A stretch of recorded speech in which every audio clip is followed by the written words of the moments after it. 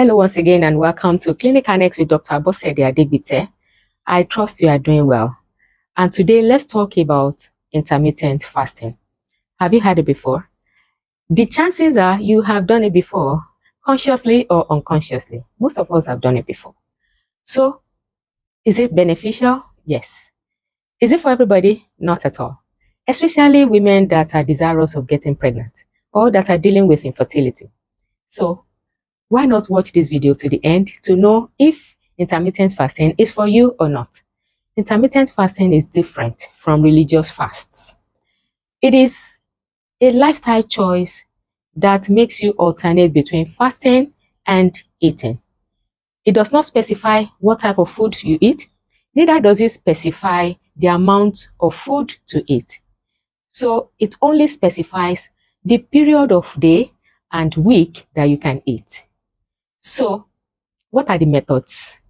One is the 16:8 method, 16:8 method. And that ensures that you are fasting for 16 hours in a day and having a window of 8 hours within which you can eat. That is what many of us have done in the past.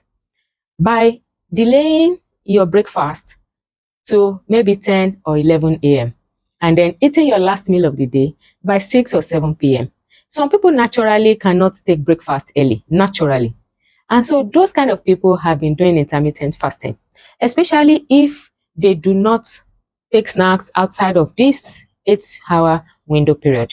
Some people do 10 to 6. Some people do 9 to 5. You can do 8 to 4, but just an 8-hour window period of eating and then 16 hours window of fasting. Another one is eating normally for 5 days in a week and then fasting for 24 hours twice in a week. Others eat normally for 5 days in a week and then they reduce calorie intake to the barest minimum on those 2 other days. You don't have to do 2 days back to back. No, it's not advisable.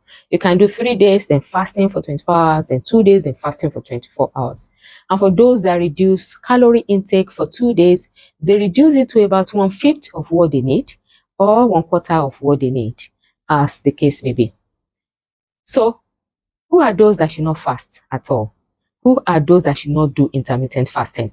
Pregnant women, those nursing babies, children and the elderly, and teenagers, unless the doctor says they can. Those that have weight problem, those that are underweight, your BMI is 18.5 or less, you have no business doing intermittent fasting.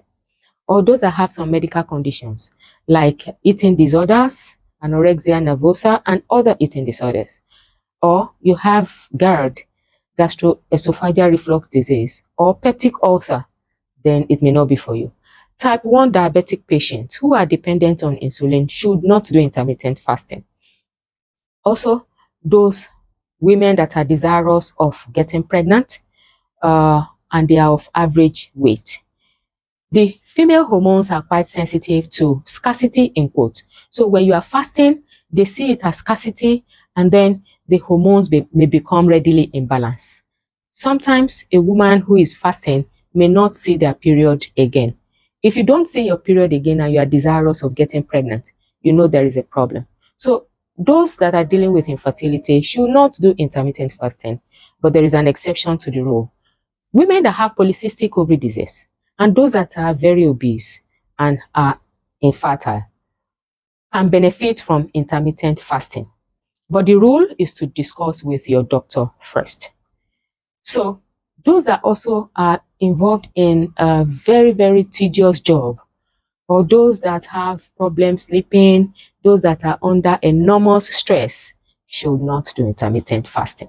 So what are the benefits? There are quite many, but let's talk about weight control and fat reduction. Some people actually do it for weight control and fat reduction, which is achieved actually, but you have to be patient. It makes the body to turn on, first of all, the glycogen store in the liver when you are fasting. When that has been exhausted, and that is exhausted within 10 hours or less, depending on your activity level, the body then turns on the body fat and begins to break it down. And that is how you achieve weight loss in the long run. Also, you achieve weight loss through lipolysis, the breaking down of fat cells through the release of human growth hormone, which improves the release improves during fasting. And another benefit is reduction of inflammation. Chronic inflammation makes the body susceptible to things like cancer. So if there is reduced inflammation, then definitely it improves quality of life and it improves health. Another thing is heart health.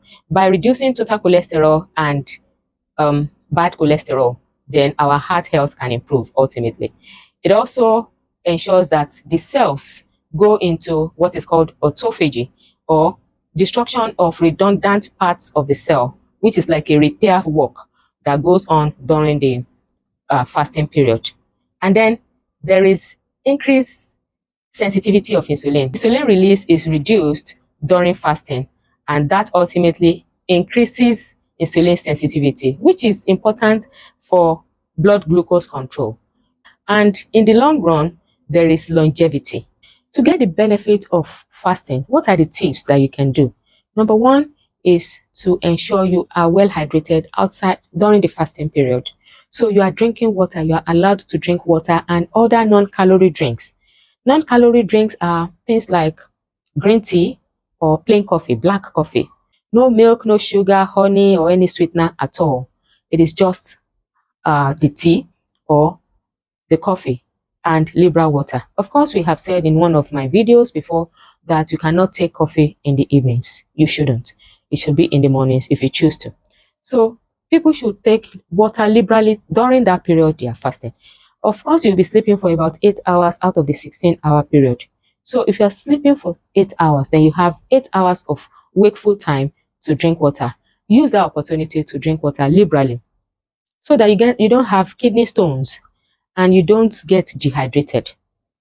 Another tip is to combine it with healthy diet because, like I said, it does not specify what type of food and the quantity of food. So ensure that it is healthy. Whatever you are taking is healthy. And you are not, eating excessively during that 8-hour period. It will negate the benefits that you want to get from intermittent fasting. Also, listen to your body. If your body is complaining, then stop. For example, you have started and then you just become amenorrheic. Your period ceased. You cannot see your period again. Then that is the time to stop. Then do not do vigorous exercise. Exercises are allowed, but do not do vigorous exercise when you are doing intermittent fasting because you can wear yourself out readily. Thanks for watching. Before you do intermittent fasting, please see a doctor and get advice. If you like what you watched, please give us a thumbs up and share with everybody.